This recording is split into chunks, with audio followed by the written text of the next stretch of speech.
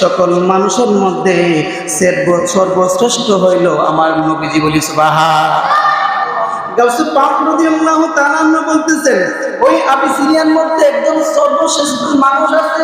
ওই আবিসিনিয়ার সর্বশ্রেষ্ঠ মানুষের মধ্যে সবথেকে সর্বশ্রেষ্ঠ মানুষ হলো হযরত বেলাল রাদিয়াল্লাহু তাআলা। তিনি বলতেছেন, নগরীর মধ্যে কত নগরী আছে, আমাদের দেশে নগরী আছে, বাহিরের দেশে নগরী আছে। উনি বলতেছেন নগরীর মধ্যে সর্বোত্তম নগরী হইল মক্কা নগরী।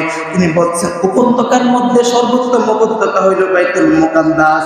রাতের মধ্যে সর্বোত্তম রাত হইল লাইলাতুল কদর। দিনের মধ্যে সর্বোত্তম দিন হইল জুমার দিন। আজকে কি এর দিন? দিনের মধ্যে সর্বোত্তম দিন হইল জুমার দিন। লাঠির মধ্যে, বুড়া বাবারা লাঠি ইউজ করে না? হ্যাঁ, উনি বলতেছেন লাঠির মধ্যে সর্বোত্তম লাঠি হলো হযরত মুসা পয়গম্বরের লাঠি। আংটির মধ্যে আমার হাতে একটা আংটি আছে। উনি বলতেছেন আংটির মধ্যে সর্বোত্তম আংটি হইল হযরত সুলাইমান পয়গম্বরের আংটি। আর মাসের মধ্যে সর্বোত্তম মাস হইল এই রমজানুল মুবারক।